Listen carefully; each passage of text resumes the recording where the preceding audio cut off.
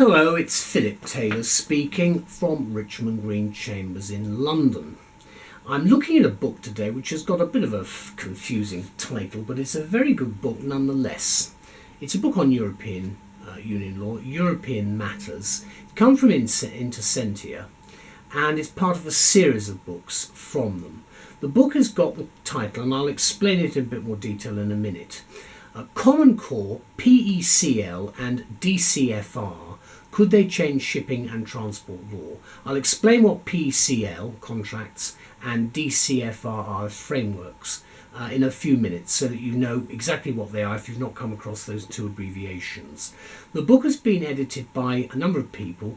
Walter Verheyen, I do apologise for these pronunciations, Frank G.M. Schmiel and Marian AIH Hoax. Now I hope I've got the names correct there. The title of the review that we have is Some Substantive European Law Areas Reviewed, specifically shipping and transport. Now this is the book here, this is the front cover of the book. You can see the names of the three people. As I say, I hope I pronounce the names correctly. This is from Intersentia. There's the spine, and then there's the back of the book. There's a little bit of information about the content of the book, which I will refer to later. The book actually runs through to just over 200 pages.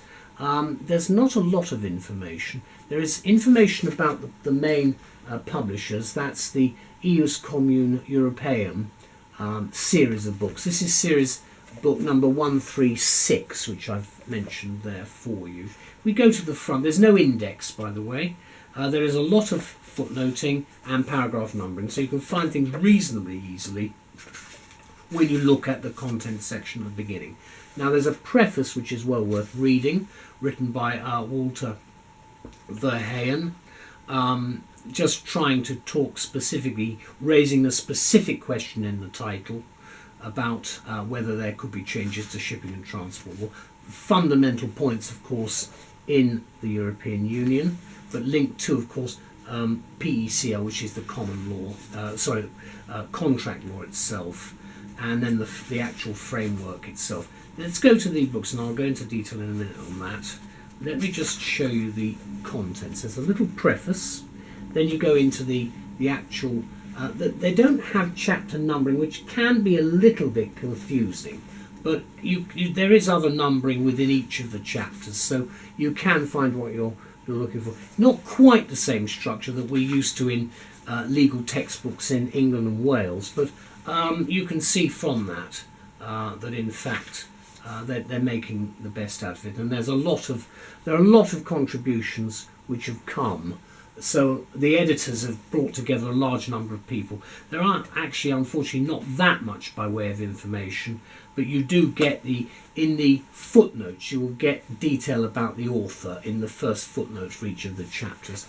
Now, let me just start off by saying in the introduction, so that there's no confusion about what this book is talking about. We're talking about contract law, and we're talking about a framework for reference. So the PECL in the title is the Principles of European Contract Law, PECL, and the Draft Common Frame of Reference is the DCFR. This is what it says anyway, because we are talking here not about the common law. And this is the introduction from Cécile Legros. For some years now, European institutions have launched several working groups focused on the development of a harmonised European contract law, which we should probably all welcome.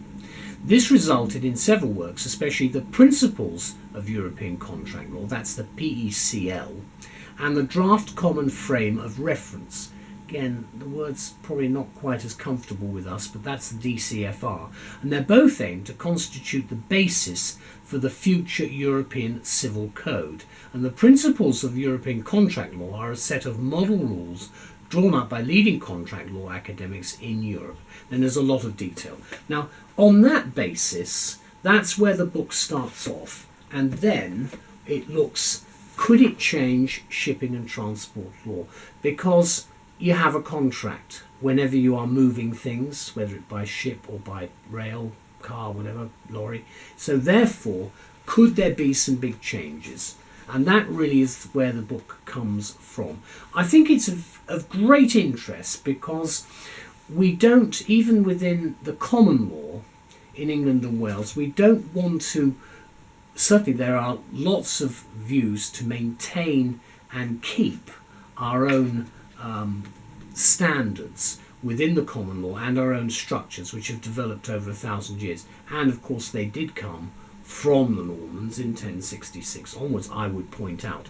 However, having said all of that, the purpose of these books is to look at some form of standardization, harmonization of the legal systems. Now that's a long-term aim, and certainly in 2015 we've moved actually quite rapidly in some respects. There's been an awful lot of aggro on the way by politicians and a lot of other people, but we have been able to unite in some areas. And I would say something, having travelled around the world quite a bit, that you still have the same problems. Even you may call them by different names, you may have slightly different approaches sometimes, but generally speaking we have the same problems, and we normally, in a sensible legal structure and institution, have the same way of dealing with it. It's just that we use different words. Now, having said that, that's very simplistic, but having said that, you get some idea that you can see there is a need to try where we can, where there's common ground, to bring things together. It's not an easy task, especially with linguistic problems as well, but it's worth doing. So this is what the book is about. And the international character of shipping law and transport law has always been a great incubator for harmonisation of the law. That is the view of the editors, and I agree with that. Recently there's been increased interest within the European Union on a harmonisation of general private law with different harmonisation instruments such as the Common Core, the principles of European contract law, and this draft frame which have come into existence.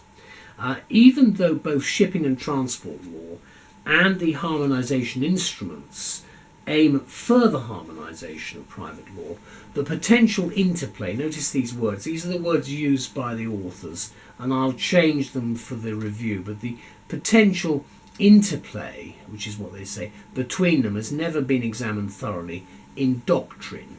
So in this book, the possible impact, and it's part of a series as I say, the possible impact of these private law harmonisation instruments on shipping and transport law is assessed. And I think that's a very valuable thing to look at, because if you look at the concepts of transport and shipping, they are absolutely directly linked to the very purpose of the old common market, which was international trade and an economic trading bloc. So you can see the historic development, and don't get away from that. All these people who are Euro-sceptic, the point is that that's what the purpose was.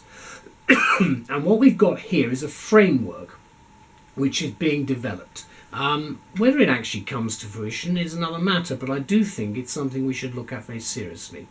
First of all then, the book investigates whether harmonisation instruments can contribute to uniformity of shipping and transport law in fields where such uniformity is currently lacking, in other words, filling in the gaps.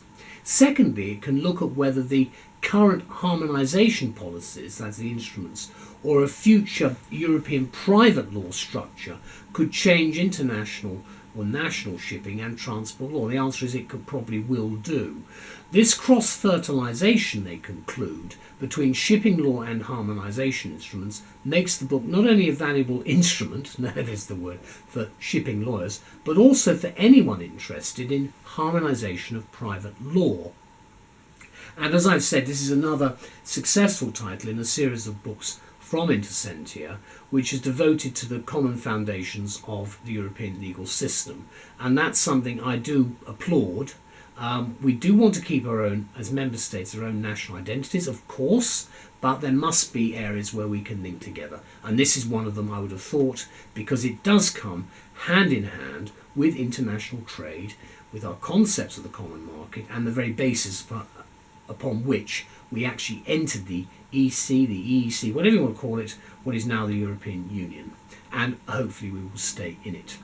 The publication basically has been produced by Intersentia together with the EU's Commune European series, which includes comparative legal studies as well as studies on the effect of treaties within member state legal systems. And as I've indicated, I think this is a very valuable development.